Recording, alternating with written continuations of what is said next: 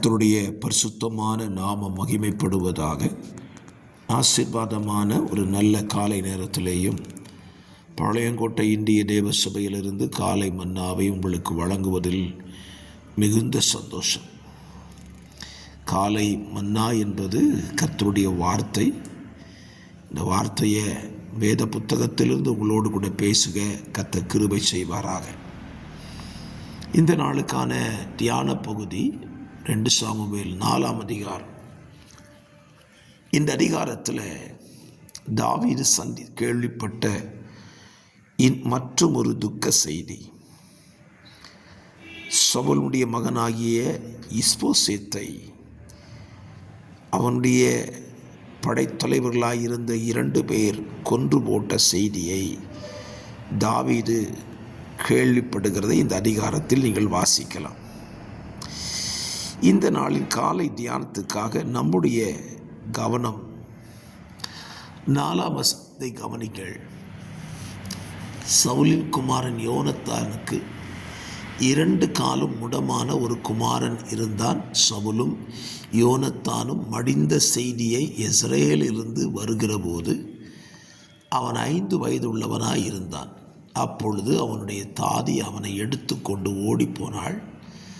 அவள் ஓடி போகிற அவசரத்தில் அவன் விழுந்து முடவனானான். அவனுக்கு மேவிபோசேத் என்று பெயர். இந்த காலவெளியில் இந்த வசனத்தில் நாம் ஒரு காரியத்தை கவனிப்போம். மற்றவர்களுக்கு நாம் உதவி செய்ய போகிறோம் என்று சொல்லி அவர்களுக்கு துன்பத்தை வருவித்து வைத்து கூடாது. இதைத்தான் இந்த வசனம் நமக்கு போதிக்கிறது. சவுலுடைய பேரனாயிருந்த மேவிபோசேத்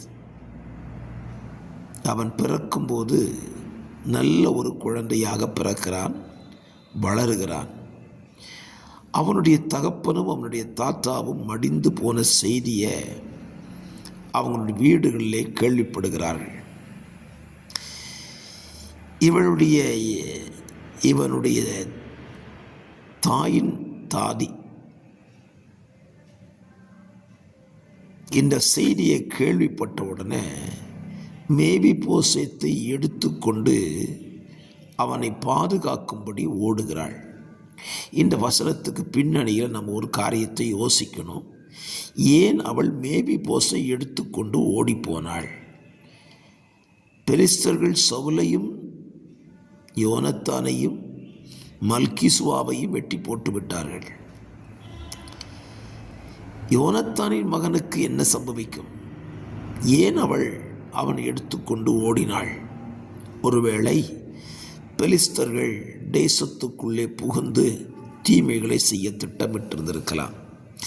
ஆனால் ஒரு காரியத்தை நீங்கள் கவனிக்கணும். இந்த தாதியினுடைய முயற்சி நன்றாயிருந்தது. மேவிபோசேத்தை காப்பாற்ற வேண்டும் என்று சொல்லிதான் முயற்சி எடுத்தாள்.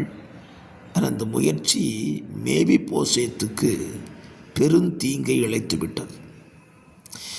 என்னை கேட்கிற அருமையான கர்த்தருடைய பிள்ளைகளே, மற்றவர்களுக்கு உதவி செய்ய போகிறோம் என்று நினைத்து அவர்களுக்கு நாம் தீங்கை விளைவித்து விடக்கூடாது. அதைவிட அவர்களுக்கு நன்மை செய்யாமல் இருந்து விடலாம்.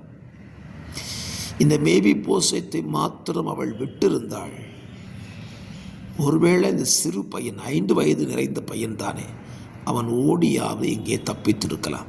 பாருங்கள், வாழ்நாள் முழுவதும் அவன் முடவனாய் மாறிப்போனான். இந்த காலவெளியிலே நீங்கள் யோசித்து பாருங்கள். நீங்கள் மற்றவர்களுக்கு செய்கிற உதவி அவர்களுக்கு தீமையை கொண்டு வருமானால் உங்களை மாற்றிக்கொள்ளுங்கள். மாறாக அவர்களுக்கு நன்மை கொண்டு வந்தால் அந்த நன்மையை செய்ய மறந்தும் விடாதிருங்கள். ஒரு நல்ல சிந்தையோடு இந்த நாளை துவங்குங்கள். மேவிபோசேத்துக்கு அந்த தாதி செய்தது போல நீங்கள் யாருக்கு செய்ய வேண்டாம். நன்மையே செய்து தேவனை மகிமைப்படுத்துங்கள். பரிசுத்த பிதாவே, இந்த காலவெளியில் இந்த திருவசனத்துக்கு எங்களை ஒப்புக் கொடுக்கிறோம். எங்கள் வாழ்க்கை மற்றவர்களுக்கு உதவி செய்ய போய் தீமையை நாங்கள் வருவித்துக் கொள்ளாதிருக்க எங்களுக்கு உதவி செய்யும்.